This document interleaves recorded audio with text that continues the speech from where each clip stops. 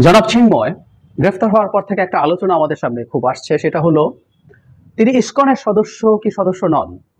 আমরা পরবর্তীতে জানতে পারি যে তিনি আসলে ইসকনের সদস্য নন, কারণ তাকে বহিষ্কার করা হয়েছে। এখন কয়েকটা প্রশ্ন আমাদের সামনে হাজির হয়েছে। আমরা খেয়াল করেছি গত পরশু কেন্দ্রীয় ইসকন যে স্টেটমেন্ট দিয়েছে সেখানে তাকে one of the leaders of ISKCON বলে পরিচয় করিয়ে দিয়েছেন। তাতে মনে হতে পারে যে তিনি এখন ইসকনের সদস্য আছেন, কিন্তু আমরা এর মধ্যে এরকম নিউজ আমাদের সামনে আসতে দেখেছি। শৃঙ্খলা বিরোধী কার্যকলাপে জুলাইয়ে ইসকন থেকে বহিষ্কৃত হন কৃষ্ণ দাস, চিন্ময় কৃষ্ণ দাস। জুলাই মাসে, মানে ওই সময় শেখ হাসিনা ক্ষমতায় ছিলেন। এমন না যে সাম্প্রতিক ঘটনা প্রবাহের কারণে কোনো ক্ষেত্রে এই পদক্ষেপ নেওয়া হয়েছে। তাহলে আমাদের সামনে কয়েকটা গুরুত্বপূর্ণ প্রশ্ন আছে। চিন্ময় কৃষ্ণ দাস ইসকনের সদস্য নন, তাকে বহিষ্কার করা হয়েছে, কিন্তু তাকে দাবি করা হচ্ছে ইসকনের সদস্য হিসেবে, ইসকনের ওপরে হামলা হিসেবে, হুমকি হিসেবে। আমরা বাংলাদেশে যে ইসকন আছে তাদের কাছ থেকে আমরা এটার ব্যাপারে খুব স্পষ্ট একটা মতামত জানতে চাইব। সেটা হচ্ছে, কেন চিন্ময় কৃষ্ণ দাসকে বহিষ্কার করা হয়েছিল? শৃঙ্খলা বিরোধী যে কাজ সেইটা কি ছিল?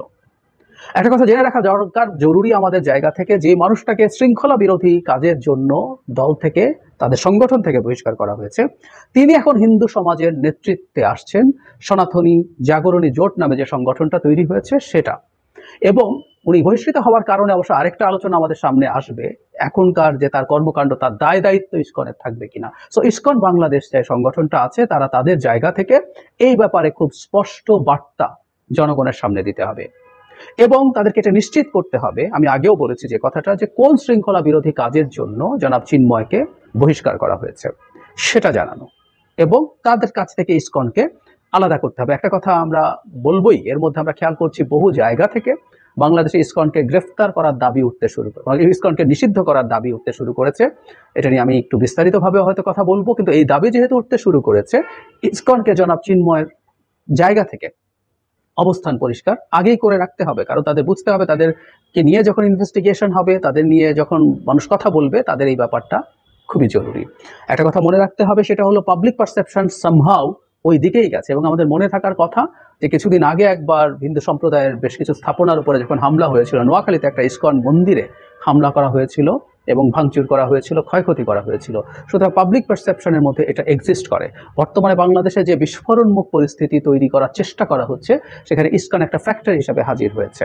তার জায়গা থেকে জনাব চিন্ময়ের ব্যাপারে সুনির্দিষ্ট বক্তব্য দিয়েই তাদেরকে আসলে তাদের অবস্থান পরিষ্কার করতে হবে। না হয় যে কোনো রকম অপ্রীতিকর পরিস্থিতি যদি ঘটে, আমরা কোনোভাবেই চাই না সেটা হোক, আমরা খুবই সিরিয়াসলি, খুবই আন্তরিকভাবে সবাই মিলে চেষ্টা করছি আমরা এরকম কিছু না ঘটার জন্য, কিন্তু তারা তাদের জায়গা থেকেও কিছু পদক্ষেপ নেবেন।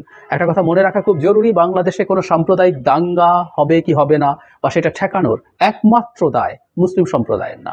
আমি এটা মানতে প্রস্তুত আছি, মুসলিম সম্প্রদায়ের সংখ্যাগুরু মানুষ হিসাবে তাদের দায়িত্বের পরিমাণ বেশি, এটা সত্য, আমি বিশ্বাসও করি সেটা, কিন্তু সংখ্যালঘু সম্প্রদায়ও সেটা করবে না। বিশেষ করে যখন একজন মুসলিম আইনজীবী হত্যাকাণ্ডের শিকার হয়েছেন এবং যেখানে জনাব চিন্ময় তার ইসকনের পরিচয় প্রচুর দেন, যদিও সাম্প্রতিক সময়ে তিনি হিন্দু জাগরণী, সনাতনী জাগরণী জোটের নামে তার কর্মকাণ্ড করছেন এবং ওখানে প্রচুর ইসকনের মানুষজন গেছেন, ইসকন সংগঠনের সাথে জড়িত। সুতরাং সামহাউ ওই সংগঠনটা যেহেতু এটার সাথে জড়িয়ে গেছে, এই পারসেপশনটা ক্লিয়ার করা তাদের সংগঠন থেকে খুবই জরুরি।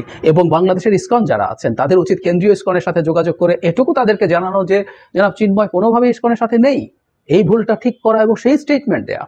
তারা কোনো হিন্দু সম্প্রদায়ের মানুষ না কোনোভাবে তাদের বিচারে যদি মনে করেন যে অন্যায় অবিচারের শিকার হচ্ছেন, সেটা নিয়ে কথা বলতে পারেন, কিন্তু ডিসইনফরমেশন তারা ছড়াচ্ছেন যে তিনি ইসকনের সদস্য। এবং আবারও বলছি, বাংলাদেশের ইসকনকে এই জিনিসটা ক্ল্যারিফাই করতে হবে এবং এই শুদ্ধ করে কেন্দ্রীয় ইসকনকে দিয়ে সেটা স্টেটমেন্টের ব্যবস্থা করা উচিত হবে, যদি তারা মনে করেন বাংলাদেশে তারা তাদের কার্যক্রম ঠিকঠাক মতো চালিয়ে যেতে চান। তাদের এই ব্যাপারগুলোতে সতর্কভাবে বিবেচনা করে খুব দ্রুত পদক্ষেপ নেওয়া দরকার।